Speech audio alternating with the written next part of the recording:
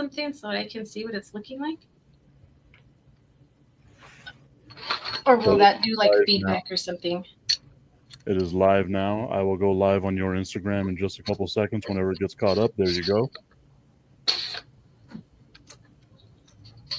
All right.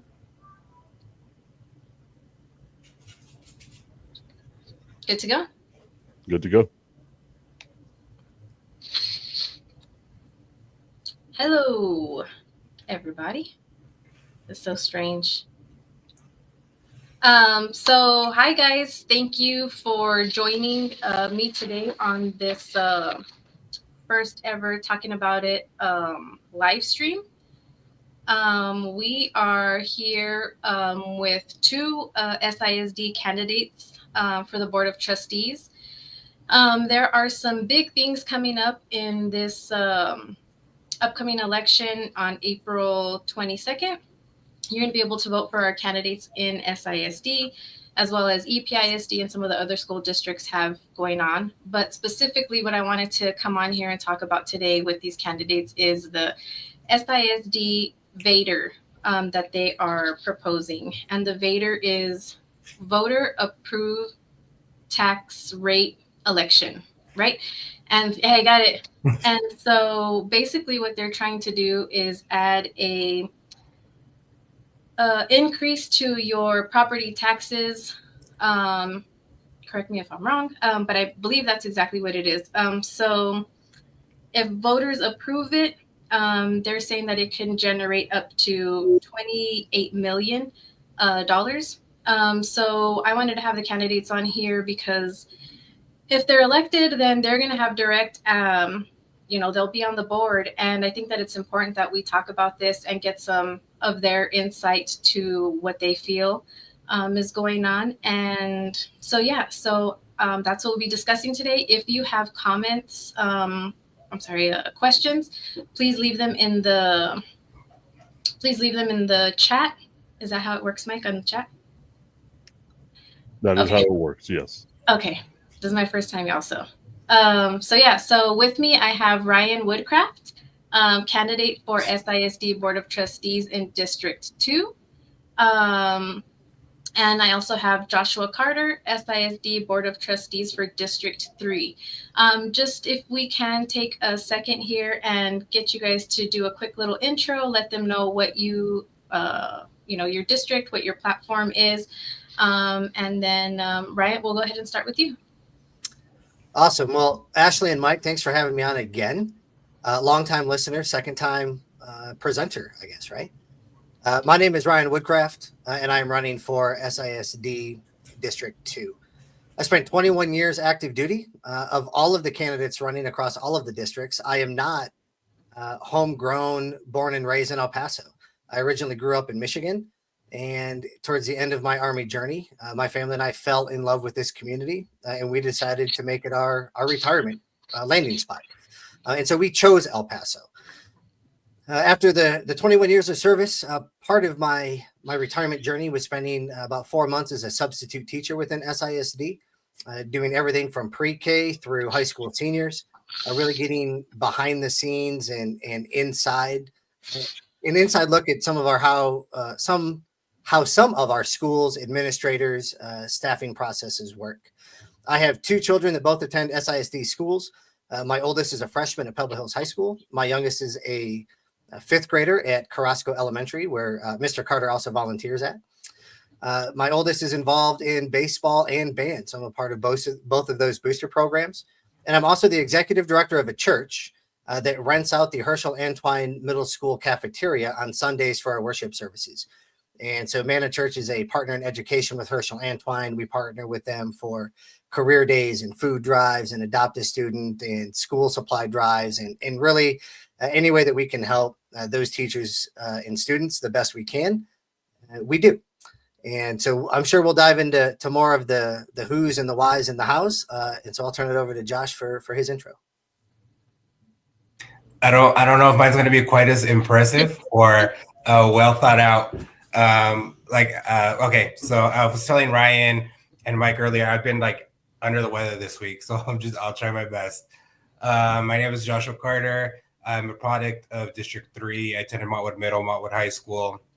Right now, I work at a commercial litigation law firm where I where I deal with traumatic brain injuries with the more serious cases that we have. As Mr. Woodcraft said, I volunteer coach with the volunteer sports program over at Carrasco Elementary. Did soccer and track there, and actually got connected to Ashlee through Ryan's interview that you guys had, the first one there. So I'm happy to make that connection here, and thank you for having me. Second time too, here with you all. It's been a great experience so far, and I feel like a lot of people are listening to your podcast and getting their information through here. So it really does help, especially for those that can't catch it right then and there. It's always, free to share with them. So I've gotten a lot of good feedback from both Ryan's and mine interview that we did from yours, which opened my thought process a little bit more to some different ideas. So I'm thankful for that. Running for District 3, I'd like to think that I'm the best candidate for that district with the most experience, ready to lead on day one. And I look forward to having this discussion with y'all today. Thank you. Thank you so much. And I also forgot, didn't forget, but Mike, I have Mike on here. He's my producer. He is been the person to guide me through this journey of podcasting.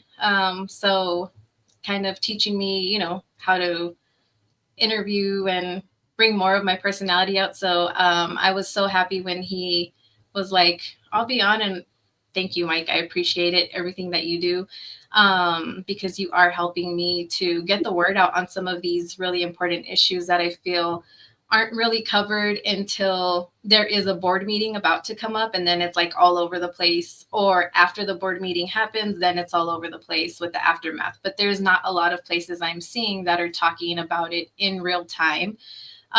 So thank you guys for joining me for this today. And how do you want to start? I have some pre-submitted questions. Did have a couple of people submit some questions, so I don't know if you want to start with that, or if you just want to go into the Vader. Mike, what do you think the best flow would be? I think let's introduce them a little bit. Let's have a couple of the questions that you had that were submitted to you as well.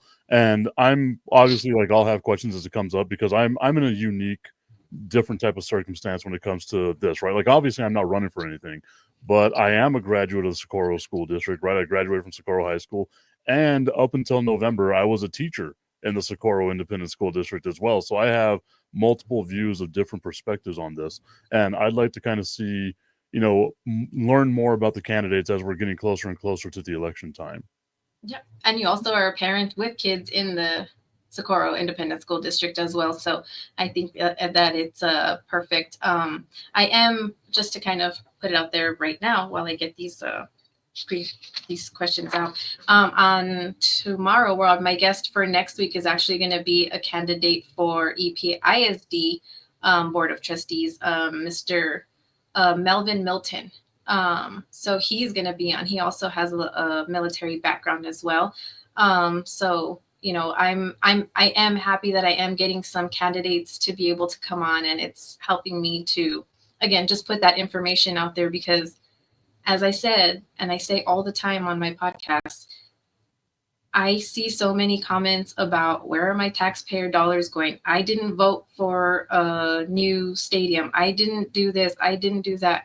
Well, y'all, it's because nobody is out here getting the information to you. And that's what I want to do. I want to get information out to you as far as, issues in the different districts. Education is important to me. So I think that us continuing to do this is super cool. I'm super excited. So I did have a couple of pre-submitted questions. So the first one is, how will you, how will you make sure our kids still get a quality education even with the district's budget problems, from a concerned SISD parent? Ryan or Josh, if you want to start. I'll go first. So I think that the biggest thing that we kind of talked about the last time also is just collaborating. I mean, right now El Paso is a very special place. Socorro ISD is a very special district. Obviously, that's why we're running for this. But we forget that El Paso is very different from the rest of the state. We still are in a Republican-controlled state, even though we may have the majority of Democrats representing us. We still have to fall in line with the standards that come from the state. You know, when I worked in the prior, as we discussed last time, I worked in HD 75 for close to 10 years. And that was a pretty diverse district. So it kind of taught us to learn to work with both sides, me, how to approach things. So the biggest thing that I've seen is collaboration. Collaboration, bringing, you know, everybody to the table and hearing everybody's opinions and thought processes regarding whatever the subject is. We're not always going to be the experts on everything, but I feel like if you collaborate, you're able to get some good ideas from people, maybe see different ways to approach things. I know that that's changed my point of view, and hearing Ryan's other podcast, the interview that he had, opened my eyes too, you know, to see things a different way. And there's a couple other candidates too that I've seen their ideas and thought, hey, you know what, that's a good idea. I didn't think about that before.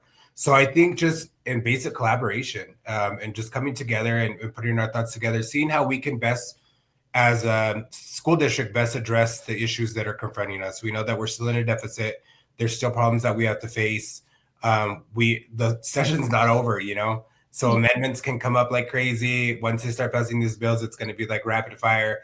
And so I think we still don't even know what that final package is going to look like, right? We don't know what public education is going to look like once the session is over, because we're still in the middle of it. So I think just having an open mind, being able to collaborate with people regardless of party affiliation, even though it's a nonpartisan race, that still exists, right? That mentality. I'm open to work with anybody that wants to forward the district. So I would say collaboration is what's going to get us through this. Yeah, Josh did a great job there talking about working together. You know, there's too much dissension, divisiveness, and hate, not just in our community, but in every community. Everywhere. And I think too many people want to stand on street corners with signs, pitchforks, and torches and protest this president, that senator, this congressman, that policy. And I don't want to do that. I think far too many of us have so much more in common that when we can work together on to achieve than we do screaming and yelling about the subtle differences that we have with each other. And Josh is right. I mean, it's a nonpartisan race, right? It's supposed to be independent, but we all bring certain ideologies to the table. And coming from a third party background, I have no choice but to work with everybody else. And so, you know, that collaboration is key. Now, how do we address that specifically to quality education within the construct of the financial turmoil that our district is in? I believe that there are three people that should be involved in your child's education: your child, the parent, and the teacher. The farther away you get from those three, the less they should get a vote. Austin should get a minimal vote, and Washington, D.C. should get none, because they're so far away from who you are, what the culture of our community is, the ins and outs of your child's gifts, talents, and abilities, and how they learn and how they need to learn. And so I think that also needs to be a collaborative effort between the student, the parent, and the teacher. So we need parent involvement, not just in election season, not just when teachers are getting laid off and fired, not just when we have to take out loans, not when people are talking about raising property taxes. We need parent involvement in August and January and May. And we need that teacher parent interaction. From the figurative four walls of the classroom out will determine my funding priorities. And so everything inside the classroom is priority number one for me. That's furniture, that's academic material, that's quality teachers, that's supplies, right? The bank of Mrs. Jones shouldn't be paying for classroom supplies. Carrasco Elementary shouldn't be sending parents fundraising letters that say we need to fundraise for essential supplies for our student success. That's not acceptable. We still have middle schools in our district that don't have working HVAC, but we have a 6-figure contract with an HVAC company that's supposed to provide maintenance and operations. That is not a conducive learning environment. And so, you know, when we start talking about making cuts, because cuts will have to be made, the farther away from the classroom you are, the more susceptible to cuts you are. Now, there's some ways that we can bring in revenue that aren't increasing taxes, and I'm sure we'll talk about those in a little bit. But the classroom is my priority: the student, the teacher, and the parent, and that's where funding needs to be directed. The farther away you get, the more susceptible you are to get cut. Yeah. And I like what you said there about, making those hard cuts. I think a lot of what ended up happening here as well, hindsight is 2020, right? All the time. But I think that we're in a climate where people don't want to make these hard decisions. They don't want to do these things that could possibly have saved.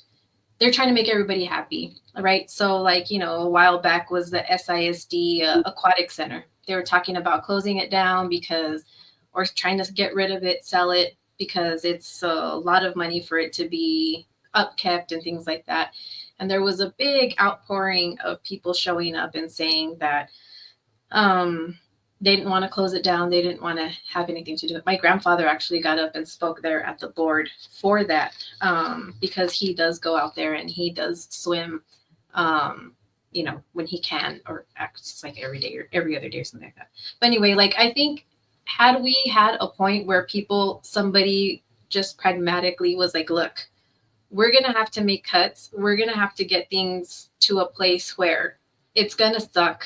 It really is. We don't want to have to close these things down. We don't want to have to do these things, but it's necessary in order to prevent us from, one, they are considering a short-term loan, right? A $35 million short-term loan currently, on top of adding that Vader to bring in an estimated 28 million for the district. So, like, had somebody stepped up and said, as a board member or somebody saying, hey, these cuts are going to suck, but we need to do it. I feel like, my question to you guys is, would that be something that you are ready and ready to do, where we are like, we need somebody in there who isn't gonna be afraid to not hurt people's feelings, not make anything, but I don't know how to say it in a more but yeah, Mike, go for it. Yeah. So I think what the question that's going to be asked is, like, how do you go about saying, okay, these are the cuts that we need to make. These are the heads that need to roll. This is what needs to be changed in order for us to have more success in Socorro Independent School District. Ryan, I'll start with you on that one. Yeah, I think, right. And I'm looking from the outside in, right? So I have not been part of the district staff for the past 10, 15 years, right? This is from an outside in perspective. There is a significant lack of strategic planning and proactiveness with the staff and the board. Does all of that responsibility lie on the shoulders of the board? I think it does. The board hires the superintendent. They direct the staff. And I think for far too long, the Board of Trustees has just rubber stamp approved everything that the district has presented them. And so I think there needs to be less reaction. Ashlee, to your point, if people thought about what does our district look like in 3 years, in 5 years, in 8 years, how does SISD's strategic plan line up with the city of El Paso and the county of El Paso's plan? We talked about duplicative services last time. What services are overlapping? Where can we scale back? And we have to take a significant pragmatic approach to future planning, not just hitting yes to whatever the staff recommends. Some of the board members in the board meetings that I've been to recently do a pretty good job of asking the questions that nobody else wants to ask, because it would jeopardize their reelection chances or their fundraising chances or their endorsements. I'm not in it for that. I'm in this race to get our school district back to where it should be, right? To be the standard bearer of excellence in our community. So yes, those tough questions have to be asked. Am I going to slap the table today and say, this is cut, that is cut, this is gone, you're out, you're fired? I will not. But we collectively need to have some very frank conversations between the trustees, the district staff, and the school administrators. And then I think, kind of just going off of what Ryan said, it's just being upfront, being upfront. When we go to some of these doors and we talk to some of these voters, they're not shy about what they feel, what they feel needs to be addressed in the district. And so I feel like that's a good point to bring too. You're supposed to be the voice of those people that you're representing. So I feel like bringing that straightforward, honest talks back is what we need too. There's different areas, and like Ryan also said, there's different points of being strategic of where we could have done this. There's a bill that was introduced this session. It's HB 3293. by Mary Gonzalez, and it has to deal with the electrical rates that the school district would pay. This is not the first time that this has happened. That a bill like this has been introduced. In El Paso, maybe yes, but in the state, no. So what it does is would reduce the electricity rate depending on what passes. Some districts have seen a 50% in reduction in electricity rates. So I think that's a good idea. I think bringing different ideas on how to save money would be good. This is the first time, and I worked in the legislature even prior to Representative Gonzalez. I worked for a different rep. This was the first time that I saw this brought up in these past 10 years, which I think is a great thing, because the school district was spending, prior to the electric buses, $500,000 a month on electricity. Now with electrical buses, close to $1 million. That would have saved a lot of money over a lot of months. But if we don't bring these ideas forward, if we don't collaborate and share these ideas together, then how can we push these great initiatives to go through? It's session's almost halfway through. Is it going to pass? I don't know. I hope it does. If not, hopefully next session it does. But if we prepare and we play offense, not always defense when it comes to public education, especially for our home district, I feel like that's going to be a game changer. So I feel like I'm very happy with the candidates that are running this time, because it's very different from what we have now. And I think that you have a lot of people that want to change the district. And so that's going to be good for Socorro. And I feel like having different blood there on the board brings new ideas in, different thoughts, different initiatives that different board members want to bring. I feel like it's going to be good for the district. So I think just having that straightforward approach, and the way I see it is I would talk to the board and, to the stakeholders the same way that voters talk to us at the door. Very straightforward, very honest, and very blunt. Cool. And just another, kind of piggybacking off of what you're talking about there. What we've seen a lot of is that trust in the leadership of SISD in general. Well, I would say across the board everywhere right now, right? But specifically in SISD, the trust and concern for some parents and staff has been lacking. Like, they don't have it. How would you address, and I think you kind of touched upon this right now, as far as like collaborating, coming out and speaking to the public more, and getting them involved, but how would you work to rebuild that trust within the community that has been lost? And also with the transparency, like how would you plan for being more transparent in what's going on? Ryan, I know that we've kind of had discussions before about the school board and their agendas and things like that. You also, I don't know, did you like read the rule book on like the board and everything like that? Because you're always coming up with these things and I'm like, what? I didn't know about this. And just the other day you posted something about the board members not being able to say that they would vote in favor of, right? Is that correct? So like, how would you, well, I guess for you, that would probably be the start of building that trust and transparency, right? But can you just elaborate more?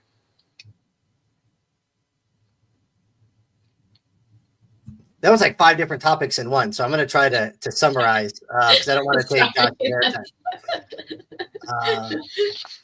So one, yeah, I absolutely read the policies. I mean, if we are running for the board of trustees and you haven't looked at the policies that govern the school district, if you haven't looked at the budget for the school district, and there's some candidates that are pretty open in public forums and say, I haven't even looked at the budget. I don't know how you can honestly look voters and taxpayers in the eye and tell them, I want to fix the district, but I don't know what the budget looks like. Or I don't know the policies and the rules that govern how the school board operates. Yeah, I come from an Army background. I was I'm going to civilianize this. So my final rank was Chief Warrant Officer 4, which was a technical expert in my field. And our job is to be, an inch wide and a mile deep.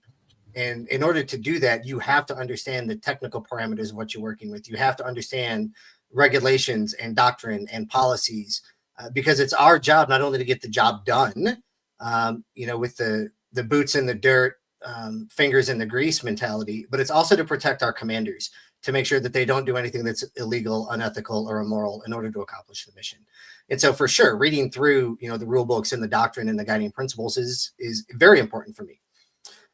The the theme of my public speaking comments at every school board falls back to two basic principles to get to kind of your initial point.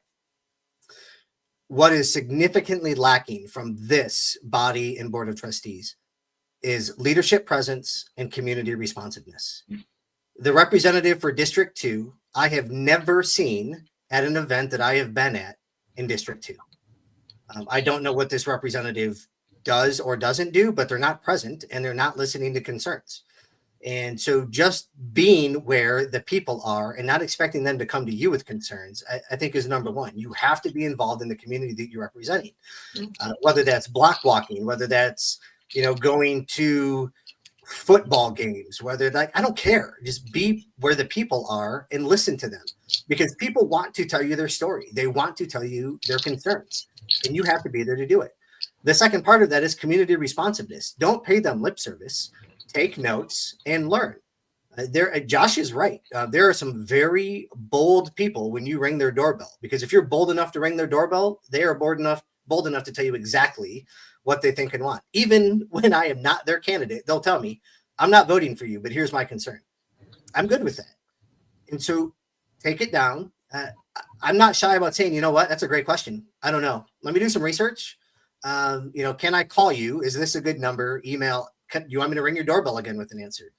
And I have, my wife will attest, if anybody wants to ask her, I have spent plenty of nights researching and calling to get answers so that I can respond to potential constituent concerns. And I'm not even elected yet.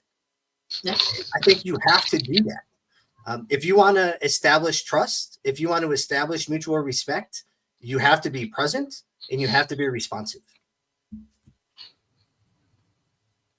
And Josh? No, Ryan had the perfect answer there. I think part of it is bringing back putting the community back at the forefront. A lot of these people have been there for a while. And so maybe that's the reason why they don't want to do these public things.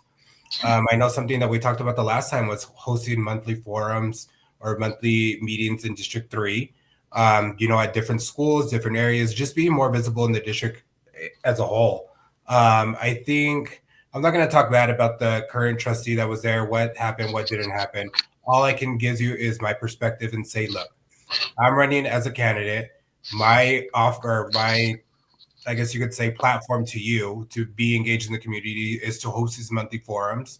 A lot of people have my phone number, my email. I'm pretty easy to contact. I get messages on Facebook, different avenues. There's really no excuse for you not to reach out back to someone, because they literally can get to you anyway. You know what I mean? Email, phone call, text, Facebook, Instagram, Twitter, literally anywhere. But I think bringing back that community aspect towards it is one of the ways of doing that, is just being transparent. One of the ideas that I also had is kind of the way that City Hall or city reps do their meetings.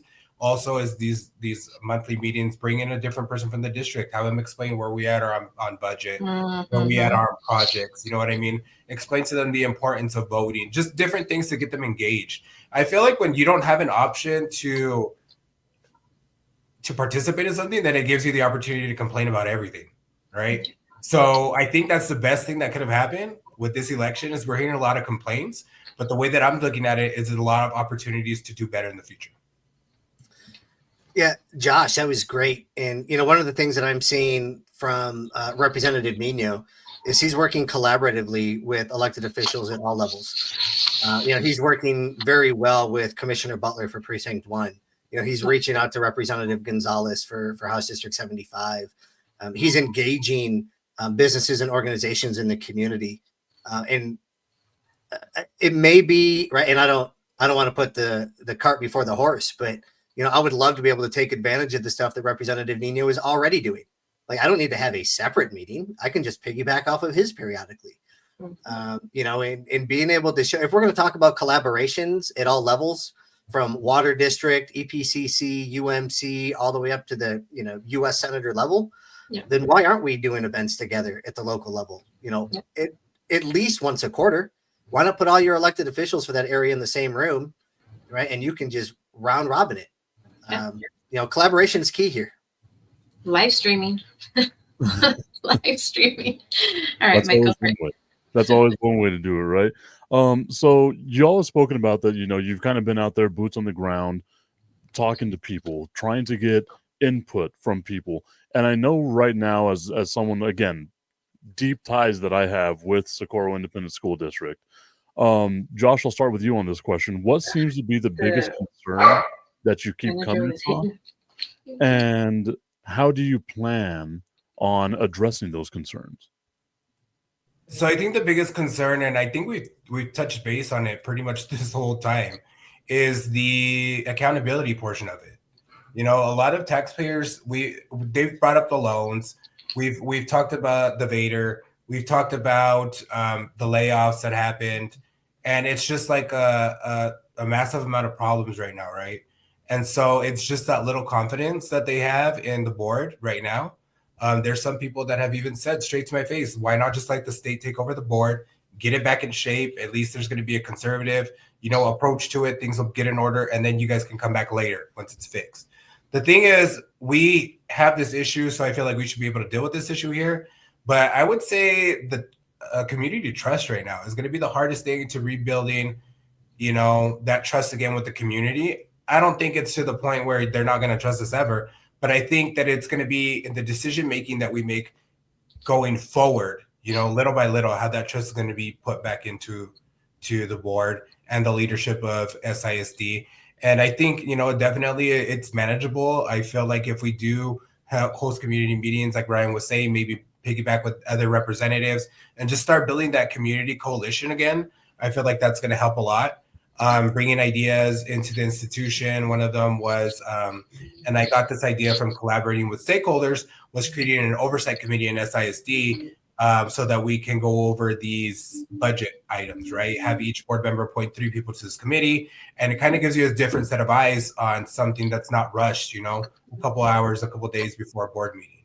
And so that gives you enough time to, if you're going to pull your district, poll people, the whatever way you want to approach on your community engagement gives you time to do that, as opposed to a couple of hours, before a meeting, say, hey, show up here if you want to talk about this. Newsletters, live broadcasts, YouTube videos, Instagram. There's different ways to connect, but I feel like it's going to be rebuilding community trust is going to be the biggest obstacle that we have to get over. Because if this vote were to be held today, I don't feel like SISD voters would approve this, because they're not even at this point right now confident in the decisions that are being made with the current leadership at the board. I don't see it passing. I could be wrong. If they decided to do that, of course, I would support the will of the voters. But it's just the lack of trust right now in the district. Yeah, I like you said, if there was a vote to be held today, would I be confident that it would pass? I am not sure, but I am hopeful that people now, with everything kind of going on everywhere, politically and everything, they are getting a little bit more aware and awake as to what these things are and how their vote can make a difference, right? So I am hopeful that you guys coming on and doing this live stream and getting out there and doing the block walks and things that you are, that people are going to go out and vote. And just to put a reminder out there, I want to do it a couple of times, but early voting for this uniform election starts April 22nd. So you can currently go to EP County Votes. You can check to see if you're registered to vote. You can also check print out a sample ballot of who is. So like the districts are very difficult. We've already established this to figure out which candidate is in which district. But on this EP County Votes, your sample ballot will go off of who the candidate is for your area. So please make sure that you visit those, the EP County Votes. And let's take it over to Mike. There is a couple of questions in the comment section. So Ryan, I know that we gotta go circle back to you. If you can, real quick before we get to the comment sections, what's the biggest concern that you've come across? Obviously, it's going to be that trust and transparency. I'm sure there's something else that you've come across as well. And how would you address that issue? Yeah, I think the Upper East Side has a little bit of a different demographic than what Josh is working with. funny enough, the biggest concern that I still hear from the overwhelming majority of people I talk to is property taxes. SISD is the highest taxing entity of the five. And when you look at this area, and when folks watch the board members or they read El Paso Matters or their favorite Facebook page, all they see is how much SISD is essentially wasting taxpayer dollars, in their opinion. Mm-hmm. And whether and I've had people that are 80 years old that don't have kids in the district anymore, but still pay property taxes, and they're still upset about it. And so my mantra for the past couple of years is elected officials at every level You can let him are in. supposed to be good stewards of taxpayer dollars. And right now, SISD is not doing that. And so they want to know, what are you going to do with my taxpayer money? And most of them that I talk to are not supportive of raising property taxes because the district hasn't been a good steward with what they've been given now. Faithful with a little, faithful with a lot. And taxpayers are not willing to do that. And so that's really kind of been the biggest one. The other one, especially in our community and the economic environment that we're in now, the loss of 300 jobs is significant for our community. People want to, and I'm a fine arts nerd, right? I grew up in band and theater, and I did that as a child. And it was part of a shaping function in creating who I am today. And people are concerned that removing, not necessarily removing arts programs, but removing the teachers that are qualified to teach those programs and then trying to train general education educators to do it for them is going to have a significant impact. I've had numerous voters, ask me, hey, your son marched in the Tournament of Roses parade in Pasadena, California. Would that be possible in 4 years when a majority of our sixth graders didn't learn how to play the recorder in elementary school? And now their sixth grade band teacher has to teach them how to read music versus how to play an instrument.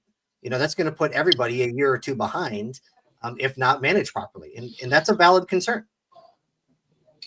So going over to some of the comments that we have here in the comment section, Augustine Pimentel is asking what kind of experience or what kind of training do the people, I guess y'all who are running, do you have to be in these leadership positions as far as the board of trustees go? So how can you see on the Joshua, I will start off with you on that one. Well, I would say that right now it feels like an experiment, right? Because we haven't gotten it right. But I think, we all come from different backgrounds. We all have different things to offer to these different positions. And I think that's what makes Socorro a great place. It's not one standard candidate. Everybody's coming with the best intentions of moving the district forward. Ryan has a great platform. I respect a lot of his point of views, and he's opened my eyes, honestly, to see things in a different way. And so when we look at these opportunities for change for the district, I think having a good array of leadership experience on different levels, whether you're new at leadership, and that gives you the opportunity of kind of learning how to do things. You can see the ways that have worked in the past, the ways that have not worked, That's always good to have because it brings a fresh perspective.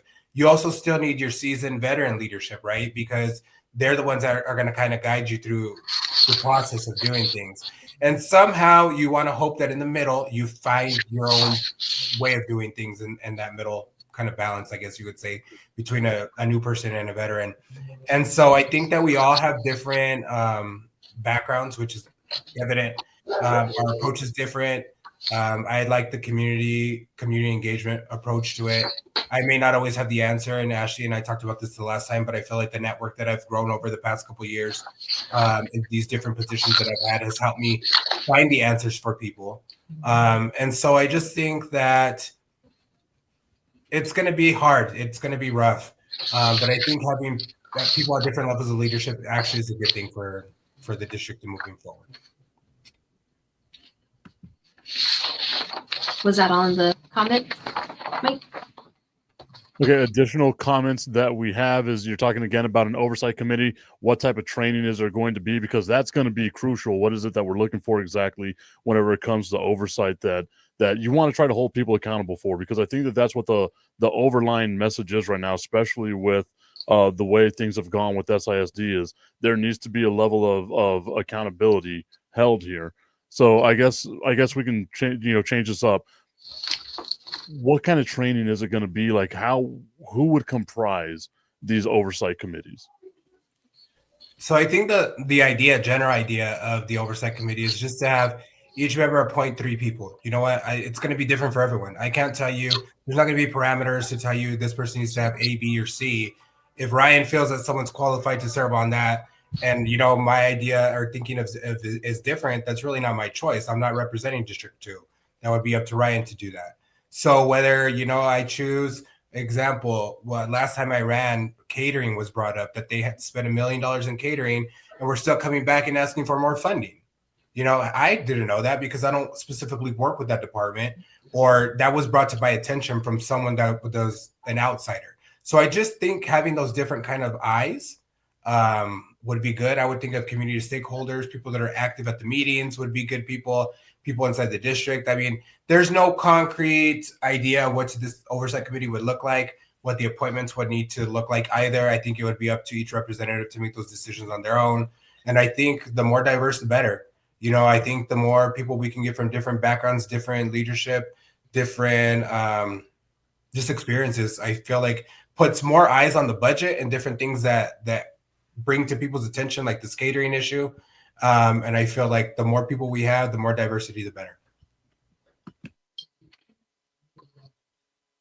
Yes, I think I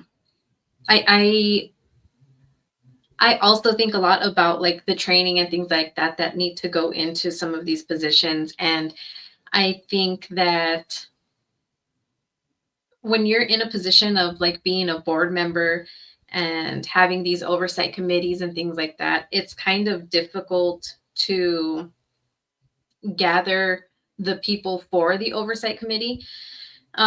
One, because the school district is already spread thin, teachers are already spread thin. So having them to spend the extra time to either be an expert in one thing or add to the things that they already have. Mike, you were a teacher, so I'm sure you know this exactly, is that you're an audio visual teacher, but I need you to do tutoring after school. I need you to do this. So,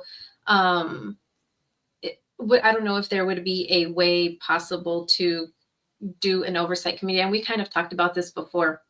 The superintendent advisory committee, I'm not sure if that's still a thing, but it did used to be. And they had different, so like they had parents from each school that were representing that local area and things like that. So I think one way that we can do this, because again, these oversight committees, they're not paid positions, is getting the parents to be involved, right? When I was in SISD, because I did choose to homeschool my children, but when I was there, I was volunteering 40 hours plus. I was on the superintendent advisory committee. I was in the committee on the school with the principal and the administration.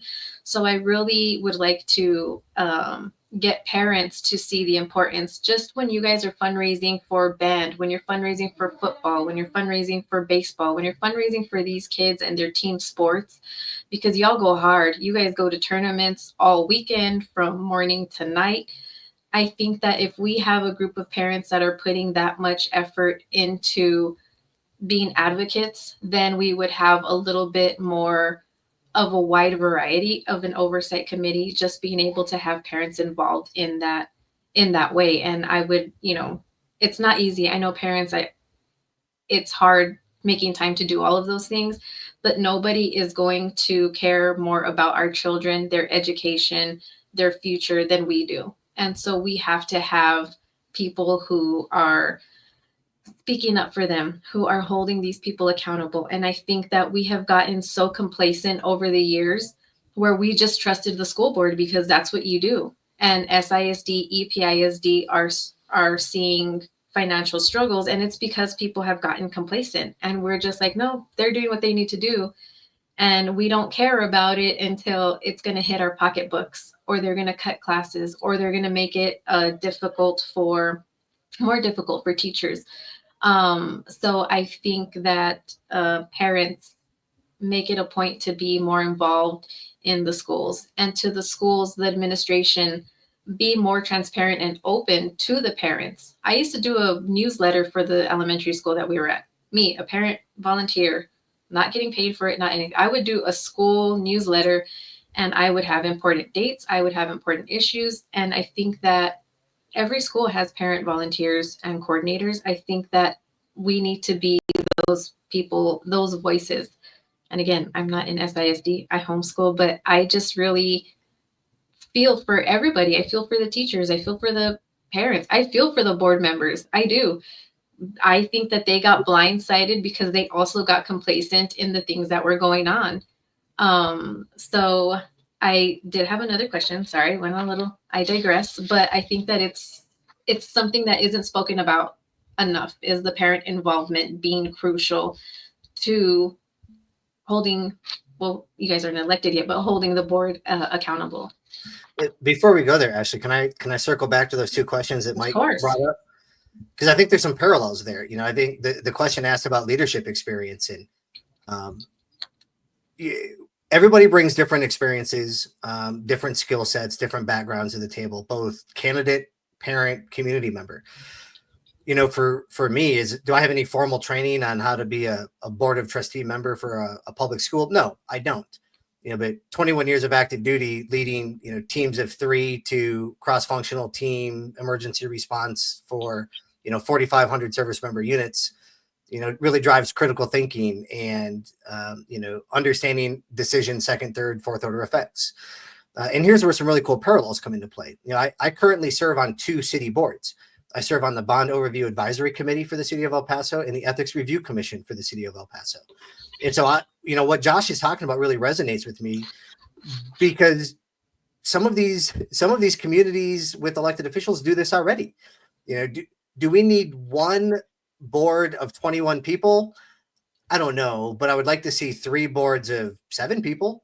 You know, what if SISD had their own bond overview advisory committee when the quality of life bond for SAC 2 and the maintenance facility and the Socorro High School repairs? What if there was a board of community volunteers that made sure that SISD followed basic project management capabilities and skills, making sure we're staying on time, within scope, on scale, and to budget? You know, this is project management 101. Would there be some qualifications needed to be on that board? Yes. You know, I would like somebody with PMP or project management experience to be on that board, somebody with, you know, financial acumen to be on that board. You know, I'm a nerd for campaign finance reports. Right? I want to know who's getting the money, where's the money coming from, how's it being spent. And I look at all of it, not just for my race or other people's races. I look at county commissioners and I look at everybody's. You know, and when I look at how SISD has candidates file their finance reports, to me, it opens up the door for a lack of transparency and accountability, because elected, you know, the folks that are sitting on the board now do not have to file, you know, July 15th and January 15th, like every other elected official in our community does. And so when they file their initial finance report, they could, and nobody has, right? I'm not saying anybody has done this election cycle, but they could start with $40,000 in there as, you know, a loan to my campaign, because they receive donations of $15,000, $20,000 from people, and we'll never know who they are. You know, so I would like to see, you know, a citizen volunteer board like the Ethics Review Commission with some type of policy and guidance that holds elected officials and candidates for our school board accountable for what money they're bringing in, who they're accepting it from, you know, conflict of interest, right? And recusing themselves of votes on the board when they know they have a financial interest in one of the contractors. Nobody's holding them accountable for that right now. And if you put 7 to 11 citizens in charge of that, I think you're going to start to see a shift in the culture on the board. I think that's a great idea. And I've noticed that I watch the city council meetings as well. They stream them, and they've been very good about doing that and being more transparent, more specifically when they're talking about the El Paso Electric, trying to do the rate increase as well. So I did have another pre-submitted question. This is going back to the Vader, which is something that I did want to hit a little bit more on. Just again, a reminder, if you're just tuning in, we are doing a live stream with 2 of our candidates for SISD Board of Trustees, Ryan Woodcraft for District 2 and Joshua Carter for District 3. And we've just been discussing some important thoughts and things that we can, and having them answer some questions that were submitted on how they plan to or what their plan is for if they get elected to the board, and also why they're the best candidate for your vote. So the VADER is, again, it's the SISD voter approval tax rate election. This is, according to SISD, going to help fix a major budget shortfall. It would let the district increase the maintenance and operations portion of the property tax rate. So it's basically asking for your property taxes to be increased slightly to bring in more money for the everyday school expenses. So like salaries, school supplies, and utilities. According to SISD, if the VADER is approved, it could generate up to $28 million for the district. SISD is also currently facing a $38 million deficit. And they're considering, on top of the VADER, a short-term loan of $35 million. So they're just kind of adding and adding. One of the pre-submitted questions I have is, will property taxes go up if the VADER passes? I am on a fixed income. How will this affect me? From a lifelong El Pasoan and grandparent of 3 SISD students. So, Ryan, if you'd like to start.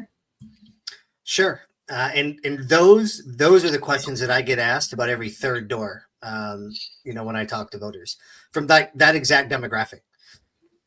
To say that your property taxes would go up if the VADER is approved, I think is speculation at this point, because we don't know what the tax rate is that the board would be asking for. And to be completely fair, this is a staff-driven initiative right now. The board has not voted on it. Credit where credit is due, being proactive in the process. The staff is setting the groundwork in the event that the board decides that this is an avenue that they want to venture down. Then the board and the district staff are prepared to take that to the voters in November. Right. As of right now, there's no guarantee that it will or will not happen. Right. And with that, we'll determine what is the tax rate. It's very easy for me to look at somebody and say, of course, right? If we vote to raise the tax rate, then that means property taxes will go up. There's more nuance than that to it when you look at, how much debt are we alleviating? The county's doing that. They're playing the semantics game with, well, this amount of debt is going to go away, so we can issue $54 million in new debt, and you won't see a change in your property tax. Well, that's true, but if you didn't issue new debt, that means I would save money in my property taxes, and that would help those on a fixed income.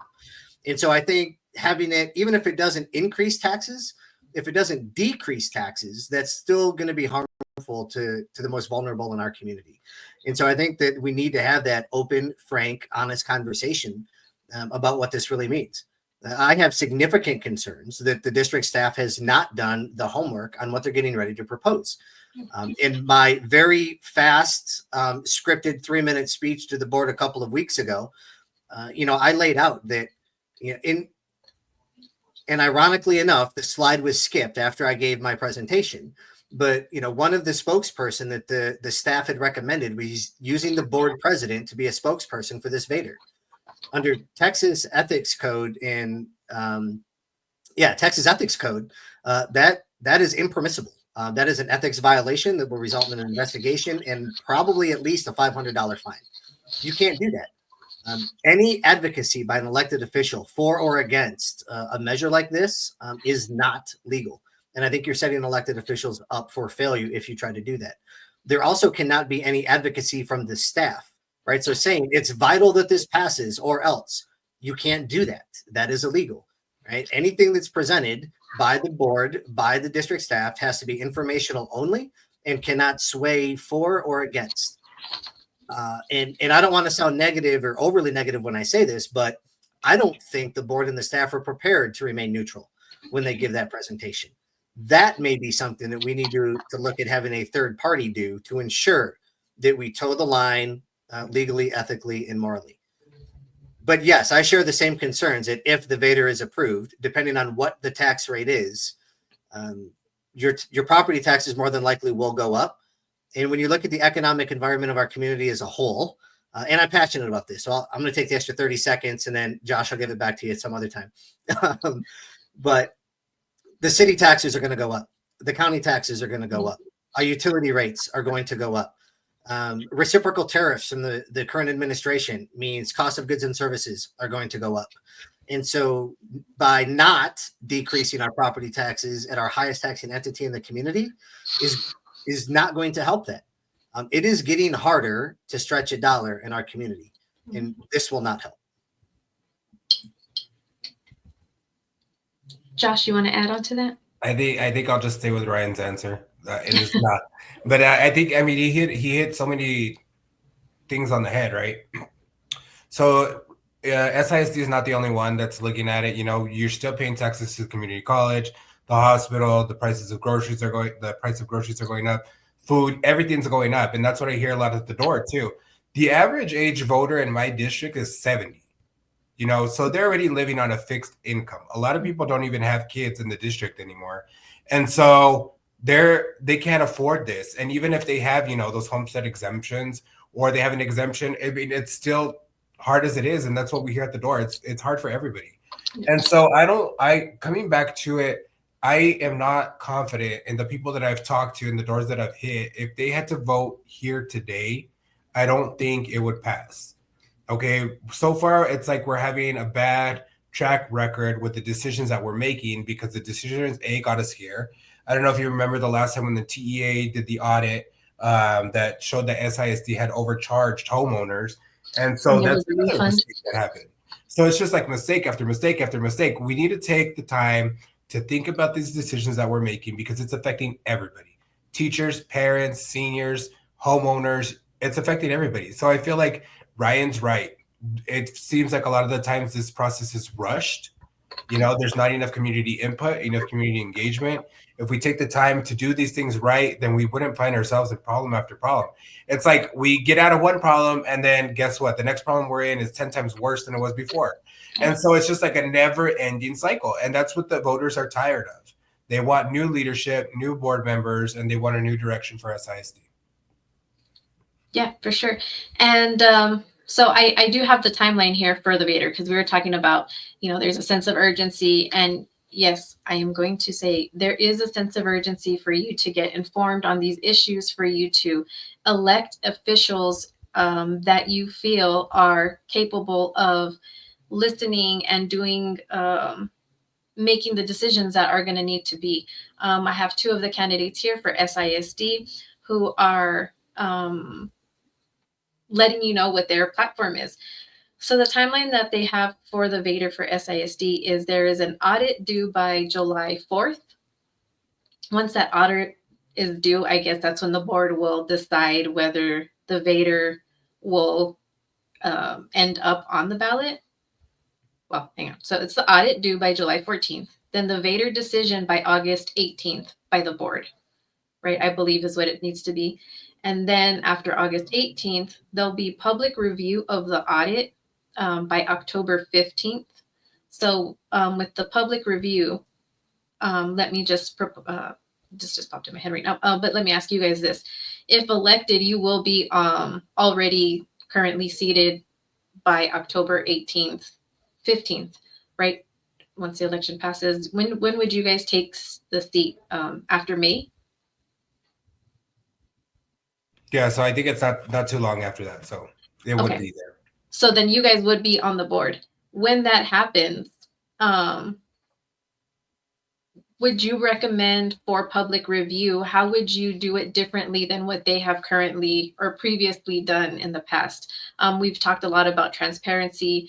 I know that they've had some community meetings, but specifically for you two, what would be your path or your vision for how we get the information out to the public on the Vader and the decision, whether it's made or not? Again, it's not saying that it's going to be on the ballot, definitely, because we do have an election before that, but we're just kind of preparing you guys, the public, for what's to come. So just, Josh, if you want to start with that, what would be your vision of public review when you're, if you're elected and on the board?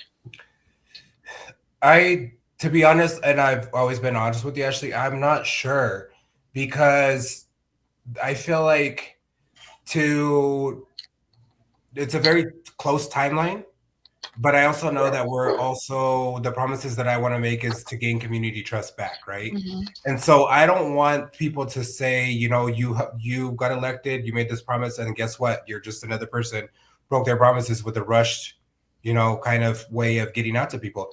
There's a lot of people that I have in my district that are not on Facebook, not on Instagram, aren't watching this feed right now because they're 70 years old. You know what I mean? So that outreach for every different demographic is going to be different.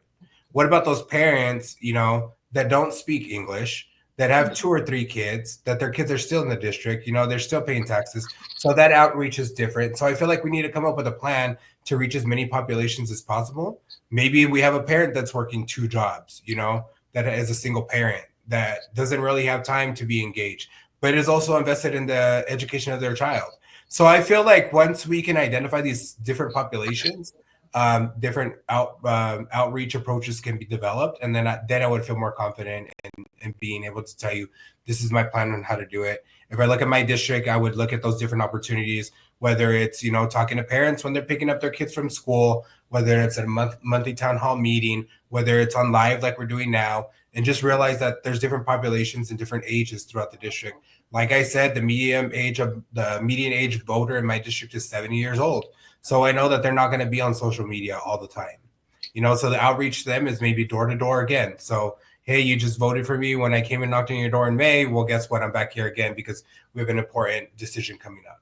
So I feel like it's identifying those different special populations and then developing a strategy to do outreach to them, to let them know about what's going on. Okay, right? Yeah, I feel like Josh is my tag team partner here because he's getting a lot of these exactly right, like I would answer him. I think it's important to note, Ashlee, that everything that you mentioned on that timeline comes with a cost, right? Like we don't get a third-party forensic auditor accountant for free. We have to pay for that. Mm-hmm. So where's that coming from, right? Every step along this way comes with a cost. The public review, again, Josh nailed it. I would like to leverage existing infrastructure and meetings. So, if when elected and when this comes about, I would like to work with Representative Nino's office. I would like to work with Commissioner Butler's office. I would like to work with existing community organizations like the Rotary Club. I want to go where people are already meeting, not try to create another meeting for people to fit into their already busy schedules as much as possible.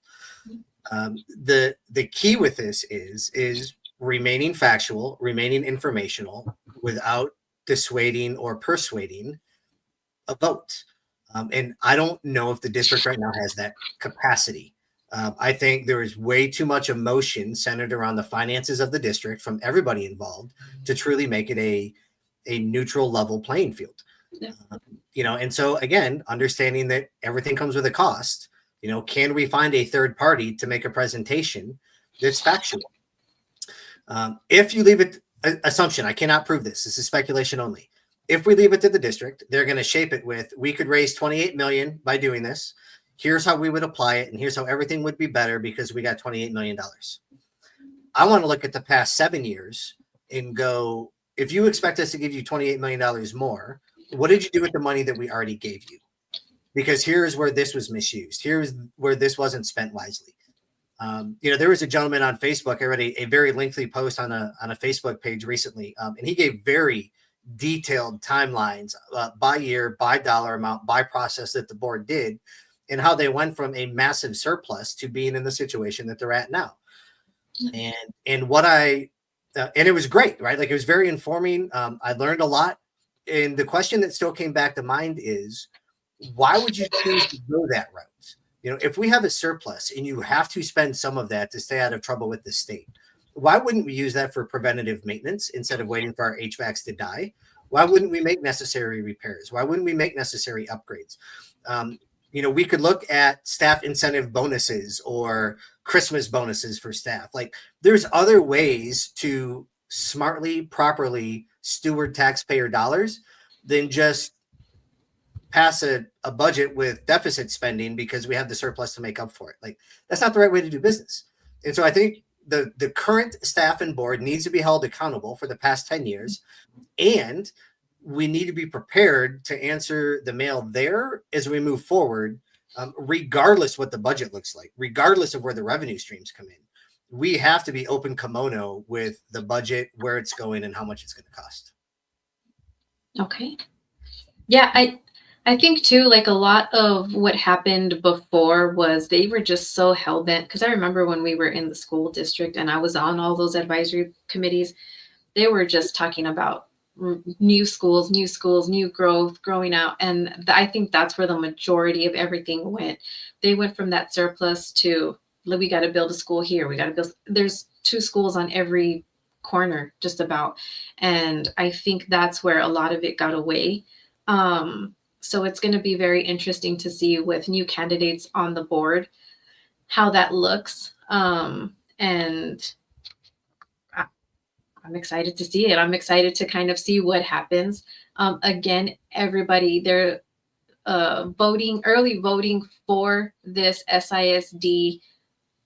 There's other things on the ballot as well. I'm just focusing on the SISD. For the Board of Trustees is early voting April 22nd. Make sure that you log on to epcountyvotes.com. I think it's .com. I don't think it's .org. epcountyvotes.com. You can put in your information. I think it's like your birthday, name, zip code. You'll get a thing up there that tells you if you are registered to vote. You will also be able to pull up a sample ballot so that you can see what it is that you will be voting for. And I think you guys have, I don't have any more pre-submitted. Is there a submitted question? Mike, is there another one on there? On Instagram? So we do have a question over on Instagram. They're saying, what does that accountability look like? Like, I think that's been like a big word today, right? Like accountability, as it always should be. But I think what some of the people out there, because Augustine even over on X was talking about it, what does that accountability look like? And Ryan, we'll start with you. Yeah, I hate to say that it's different strokes for different folks, but it's easier to hold district employees accountable than it is elected officials, because ultimately to hold elected officials accountable, that's up to the voters, and how the voters choose to vote, whether that's a recall election, whether that's voting them out the next election, whether that's doing public comment every month at the school board meeting, punching me in the face for something that I did that you don't appreciate. And that's the nature of politics, right? Like 51%, or 50% plus one have to vote you in. And you can't make everybody happy. There will be decisions that trustees will make that people will agree with, disagree with. And I think having those open, frank conversations matters. So accountability for elected officials, I think that ties hand in hand with transparency. You need to know what their financial interests are. You need to know where their money is coming from. They need, there needs to be somebody that's holding them accountable if they don't recuse themselves. Right now, we don't have that mechanism in place because there's no policy that prevents that. There's no oversight board or committee with the school board, that somebody can file a complaint with. Really, and it sounds a little absurd because we're talking about a local school board, but if you wanted to file a complaint against any one of the trustees on SISD, it would have to go to the state Texas Ethics Commission. That's where you would have to file the complaint with. And I would encourage people to do so. If you find something that you find illegal, unethical, or immoral, report it. Whether that's the local law enforcement or the ethics commission. But making sure that our elected officials at all levels know that people are watching.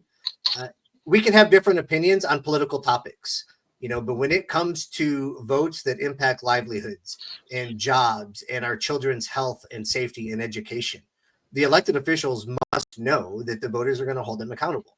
That flip side is also true. The superintendent is an employee of the district and reports to the board. The board is responsible for holding the superintendent accountable for the decisions they make or don't make. And that includes the decisions of the staff and not just rubber stamping everything that's brought before them. And so, what are those, I don't want to say, like key performance measures and indicators, but what are we basing their performance off of? Because it's a pretty PowerPoint and they talk nice and it makes us feel good. Where's, there's got to be more teeth than, just just a pretty brief in numbers. So I think it looks different.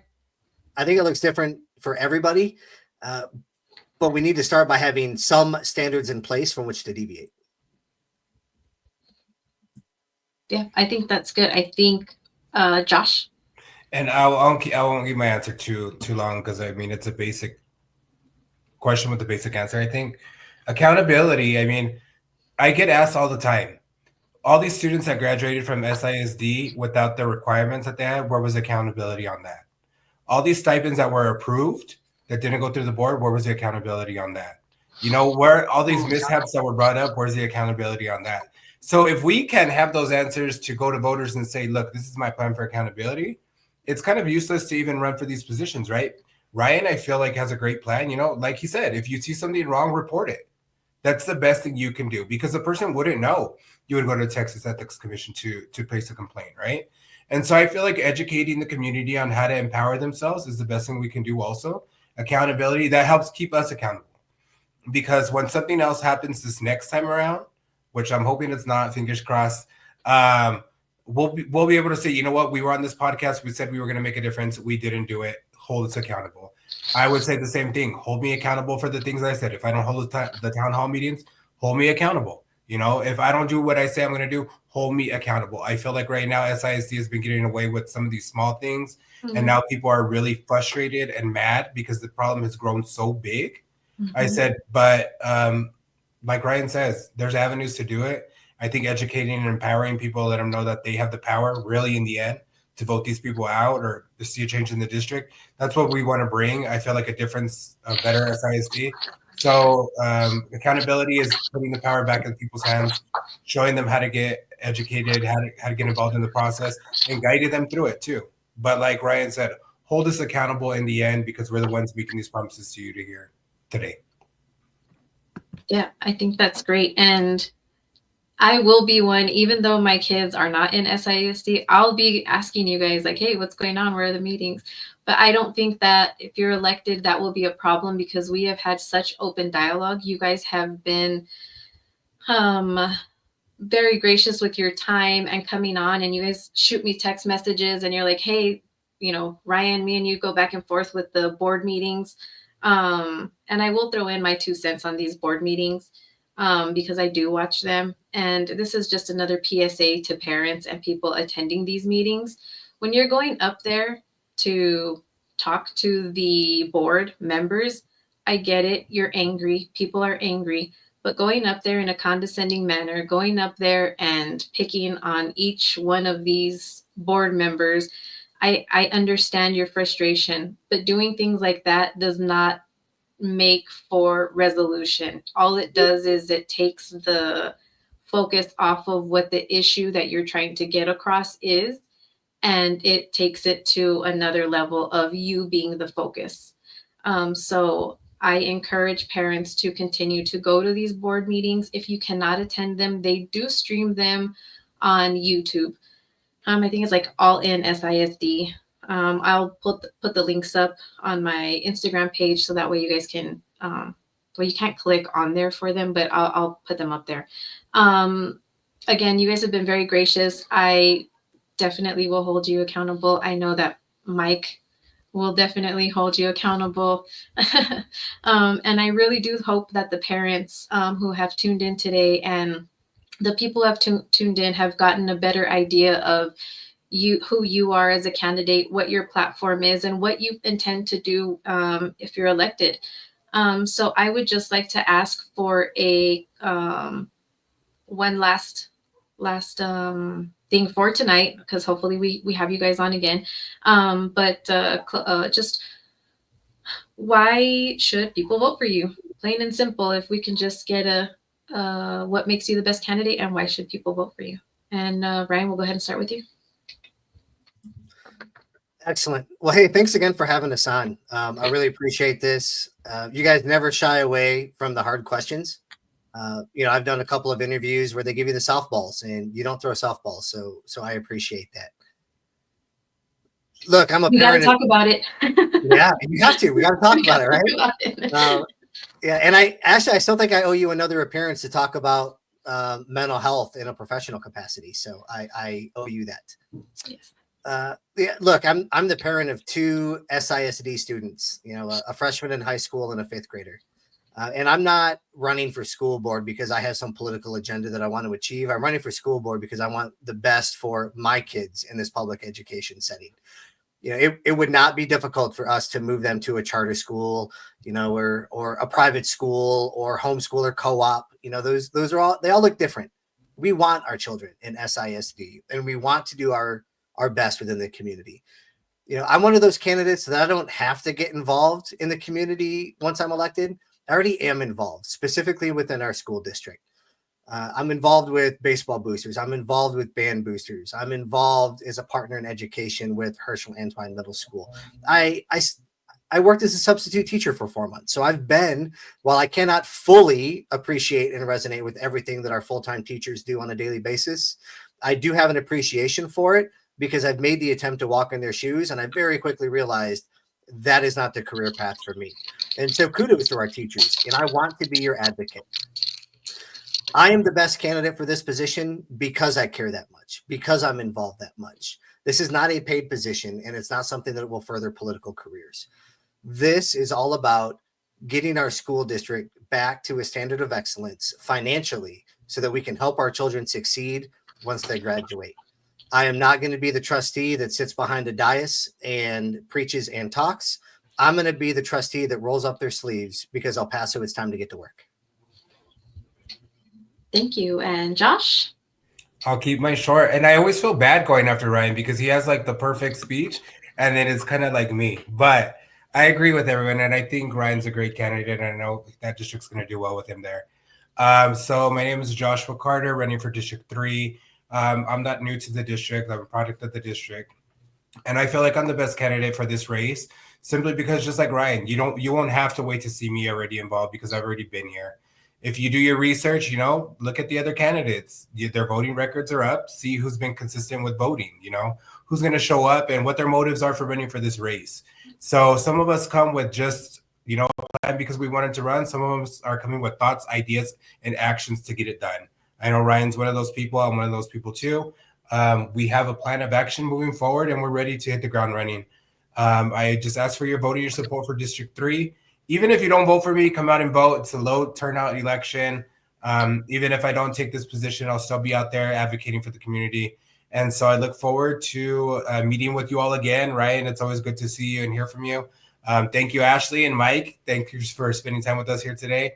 I didn't feel my best today, so my voice is kind of going away now, but I appreciate you guys taking the time to do Thank you for being a trooper and coming on with us. And again, just a reminder to everybody, early voting starts April 22nd. I have my phone out here because I pulled up the EP County votes. I don't just tell you guys to pull these things up. I actually go on them myself all the time. So the last day to register to vote was April 3rd. April 22nd is the first day of early voting in person. It's also the last day to apply for a ballot by mail. So if you are needing a mail-in ballot, make sure that before April 22nd, you have requested that ballot so that you can get that in. The last day to receive the mail-in ballots is Saturday, May 3rd, and Election Day is May 5th. Again, thank you both for coming on. Mike, thank you again for always having my back and having me on, kind of in check. Again, I'm new to this. For those who are new listeners, from Mike's platform and everything else, if you guys can interested in a podcast that talks about mental health, advocating for yourself, and just different issues, please give Talking About It a listen. My episodes come out on Tuesday mornings, and I do them on Tuesdays because most podcasts come out Wednesday, so you can just use mine as a precursor for early week. But yeah, we drop on Tuesday. My next guest next week will be El Paso Independent School District candidate Melvin Milton. So if you guys can or want to hear a crazy chick talk about her mental health journey and have some cool guests on, then please give me a follow. Again, thank you all who have tuned in.